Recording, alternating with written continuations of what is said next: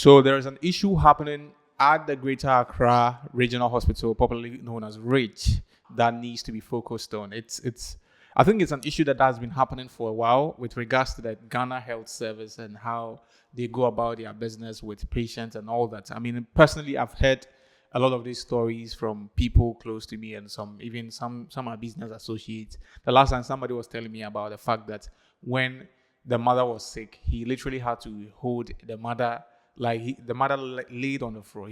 The mother was basically on the floor for like a whole day. And then he has to stand by the mom to actually make sure, and nobody was attending to him. I don't know whether that's an exaggeration, but when some of these things happen, when some people are talking about it and it's only a section of them, then you will say, okay, maybe it might be a wild allegation. But it is a situation whereby most people in Ghana here sometimes complain about how these government hospitals sometimes treat some of these patients. So it has become a pertinent issue, an imperative thing that we have to deal with as a nation. And there's this popular activist in Ghana here called Ralph. Now, Ralph is normally seen championing various social causes. I mean, when you check most of the demos in Ghana here, that has to do with trying to change the system or making sure that certain system is sort of renovated to, there's a revolution that needs, he will always be at the forefront and then champion it in a certain way. Well, some people have their issues with Ralph because sometimes he comes off a bit aggressive. Yeah, well, that's his style, that's his energy. But he seems to be somebody that's always trying to actually fight for the good cause of society. Well, there are times whereby the things that his utterances during this whole process of trying to fight for freedom or revolution is not the best, but I mean, that's one of those things. So why is Ralph in the news in relation to Greater Accra Regional Hospital? Okay, wait, I'm going to bring you the juice, right? Okay, so apparently there is someone that is associated with him, and then the person was involved in a motor accident, right? And then he had to be rushed to the regional hospital, Greater Accra Regional Hospital. And looking at the video, it's said that the guy was actually he was actually there for over an hour, solid 1 hour, and the person was actually in a very difficult situation because he had an accident and he has to be attended to. And you know how these accidents sometimes they can be, if you are not swift with your movement, with how you are going to rectify certain situations, if you are not careful, by the time you realize, you would have lost the person. But these issues are easy to talk about when the person in question is not your family member. Yes, or it's not. I don't know how to say it, but it's not you in question, because when you are in a situation whereby you demand some health care and then you are being deprived in this inhumane way, it's not the best, right? In as much as sometimes you want to sit down and actually applaud the health officials or health companies to actually for the good things that they do. Well, we know they are doing their best to actually make sure that the right level of healthcare is given to Ghanaians. But sometimes, Charlie, sometimes it's not good. Yes, but in all its forms, we are hoping that we are human beings. You never know when something will happen to you that you need healthcare. Just like machines, sometimes you need to take it to, even if you are riding a car, eventually you have to take it to the mechanic to actually check one or two things, because you need to make sure that some maintenance level of your system is also checked in a certain way as a human being. And even if it's not about that, Charlie, things happen, accidents happen, things that you've not planned for happen. That's why there is this health sector in every country. But our health sector in Ghana is not the best, to be honest. So Ralph doing what he was doing, videoing the entire hospital, personally, I think it is not the best thing to do, because I don't think that the hospital actually agrees to the fact that you have to go there and then video the entire hospital without actually seeking consent, because there are people there that probably don't want people to see them on their hospital bed, and that's a bit, I would say that's a bit sensitive on his half in a certain way.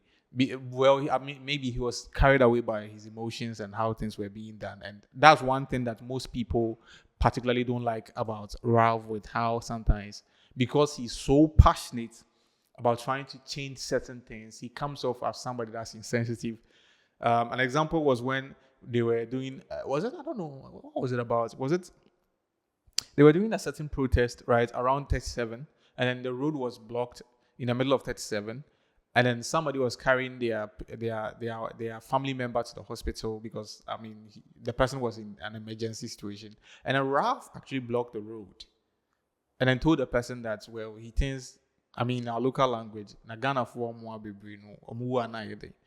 That was a very insensitive. So that thing that he said, most people really didn't like, and then it gave him a certain kind of reputation when it comes to what he's really fighting for, right? Because if you are really fighting for the people and then somebody is sick, why would you say that to somebody that's sick?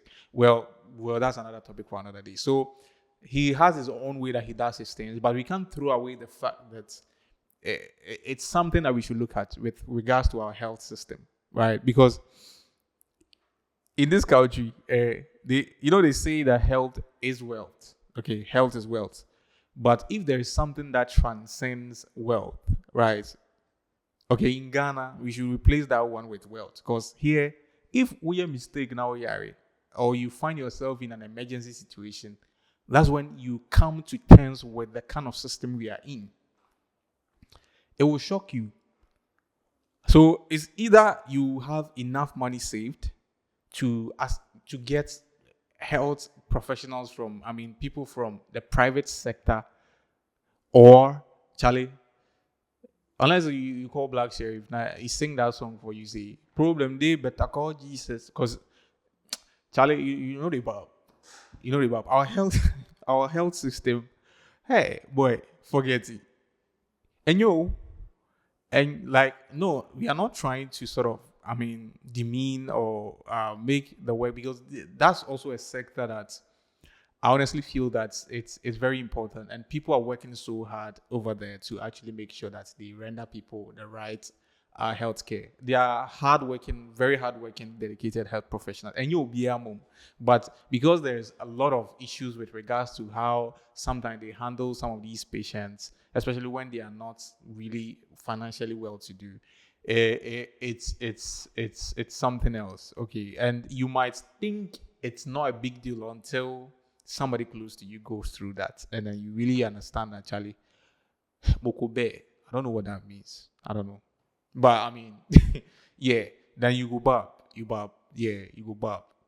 So some of these things, I feel sometimes, in as much as we talk about it, I don't want to be reactionary in any way, but in a certain sense, I spoke to one health professional, and she was talking about the fact that sometimes it's because of the incentive and the pay they get. Handling patients, people that are sick, is not an easy task. Charlie, it's not an easy task. It's very difficult. I understand. It's very, very difficult. So, in as much as we are talking about this, I want to be practical with this and then go to the causes of these things that they are doing.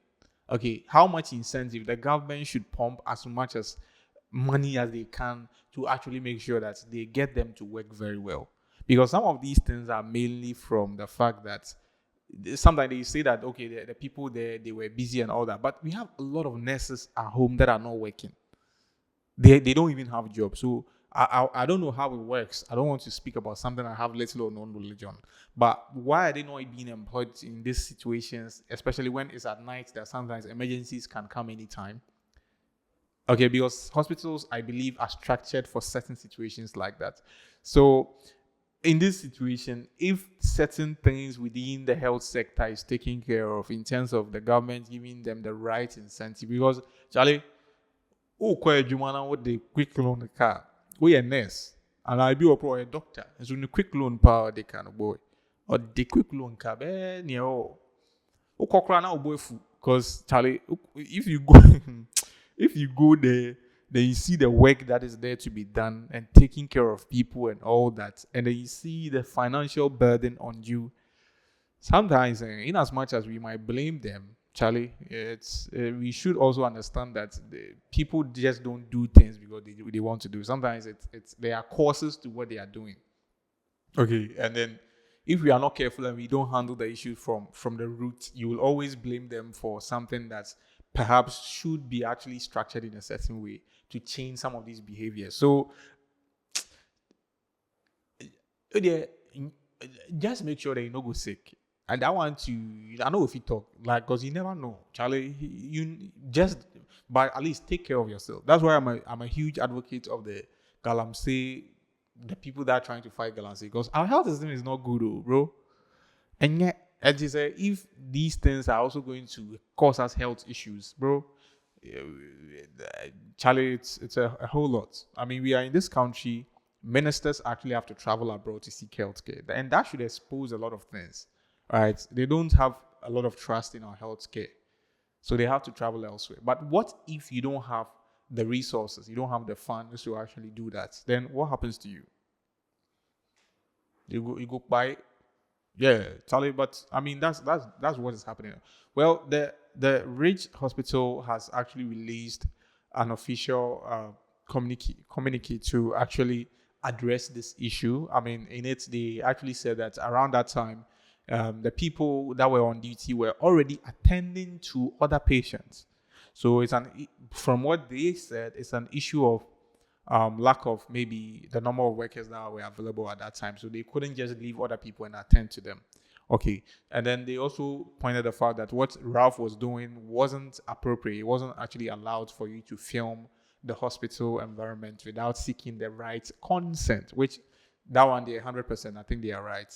But I mean, sometimes when you are in your emotions, I mean, you can do things because we all have people that we love in our life. And when you see them on the verge of life and death, Charlie, you can go there. You can do certain things. So that one too, I feel maybe from his perspective, he might perhaps have that reason or something. But it's not about what has happened. It's about how are we going to, I mean, rectify the issue of our health system and the constant complaints that the way that this health officials sometimes handle patients are not the best.